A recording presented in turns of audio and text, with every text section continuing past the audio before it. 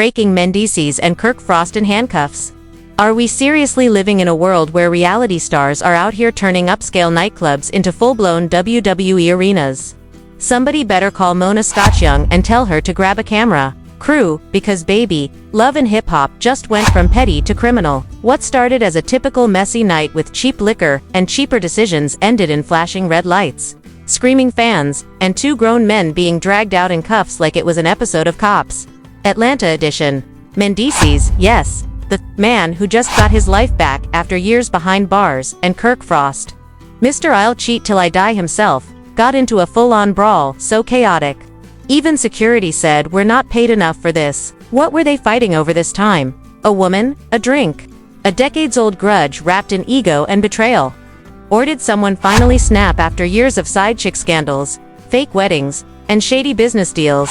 Oh, we've got receipts, leaked audio, eyewitness tea, and footage so wild the internet can't decide if it's real or reality TV. Strap in, because this isn't just drama, this is a meltdown of epic proportions.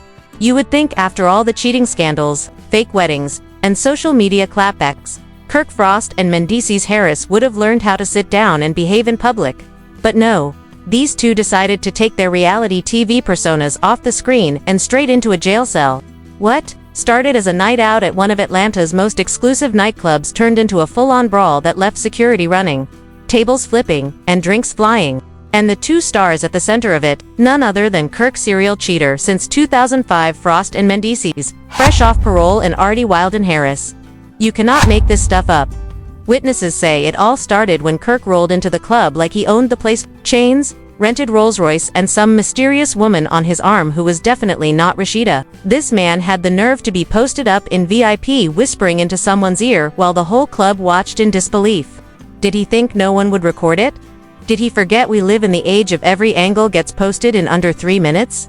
Meanwhile, across the room, Mendeecees was already on edge. Sources say he'd been arguing with Yandhi all day over some editing tricks the love and hip-hop producers allegedly pulled that made him look like the villain again.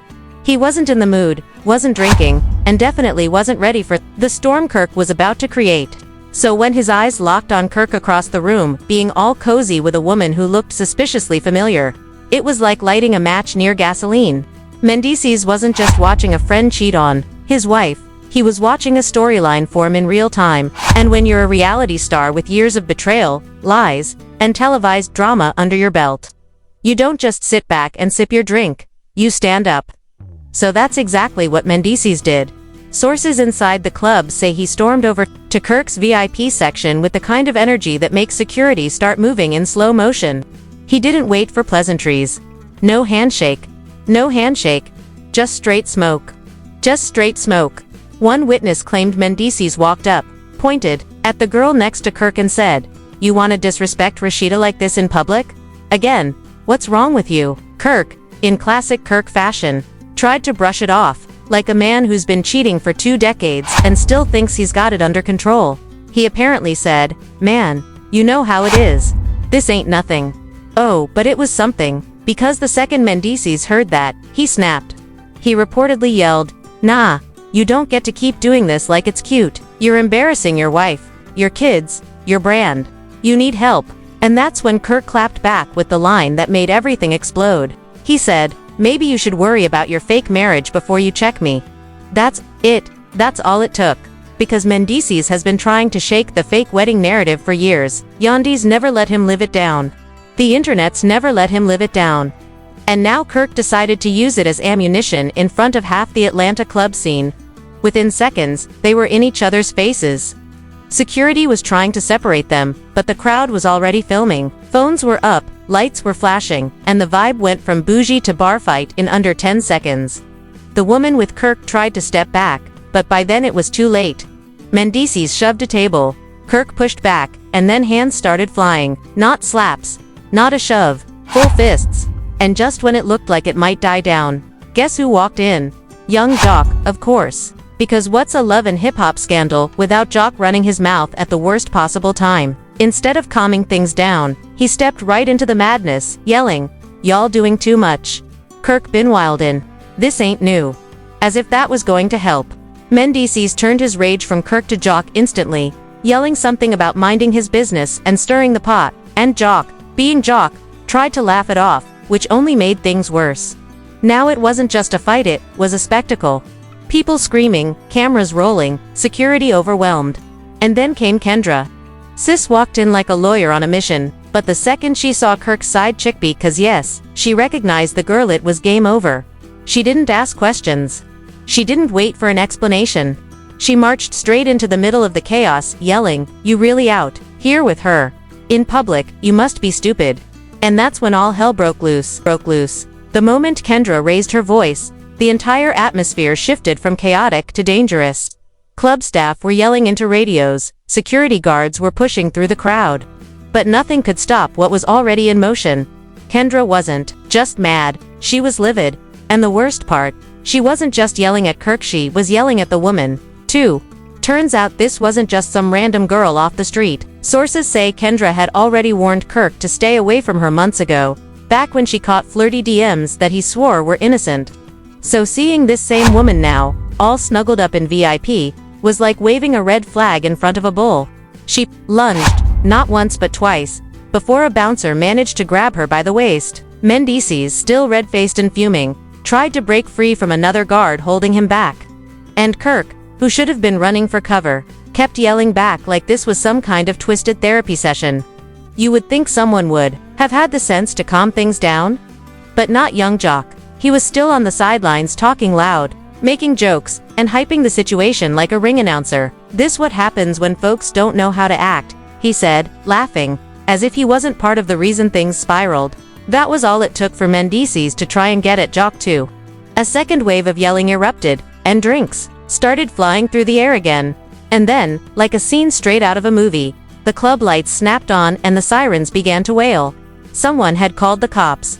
When the Atlanta Police Department pulled up, they didn't walk, they rushed in like they had been called to a riot.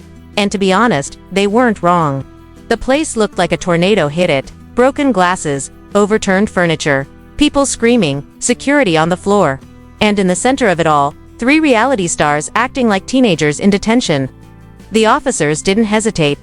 They grabbed Mendeecees first, wrestling him down near the DJ booth as he kept yelling that Kirk needed to be arrested, too. Then they pulled Kirk from the bar area, where he had been trying to explain himself to a bartender who clearly wanted no part of it.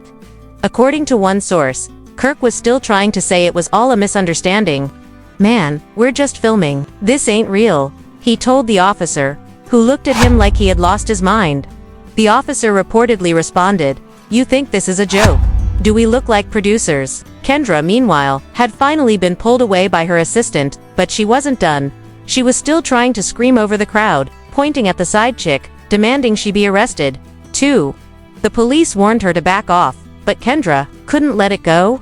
She broke free, shoved her way toward the woman, and actually tried to slap her. Security grabbed her mid-swing, but the police had seen enough. "That's it, she's coming too," one officer shouted.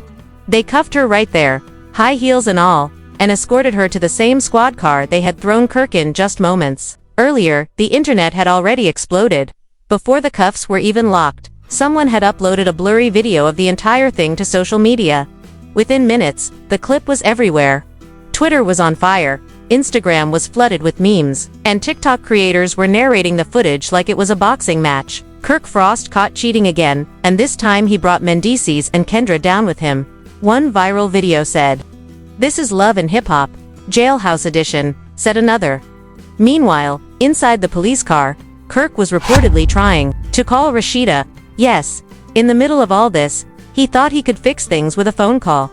But Rashida, who had been at home filming a brand deal, was already getting messages about the fight. And when Kirk finally got through to her, sources say she didn't even let him talk. "I'm done," she said, and hung up.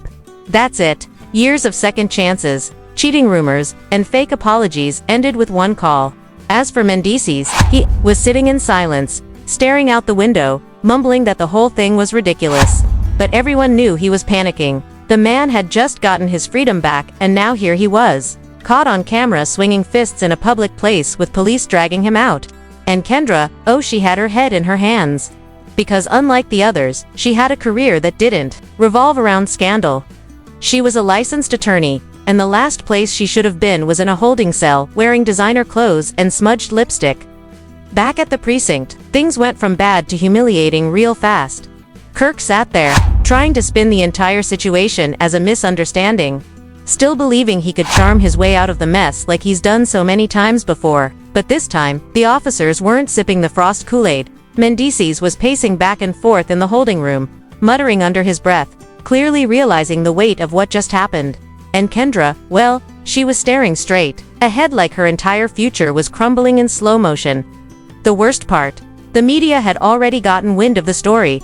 Paparazzi were camped outside the station, fans were live-streaming their reactions, and gossip blogs had already named the scandal everything from club chaos to handcuffs and hip-hop. But the real storm didn't hit until the court appearance.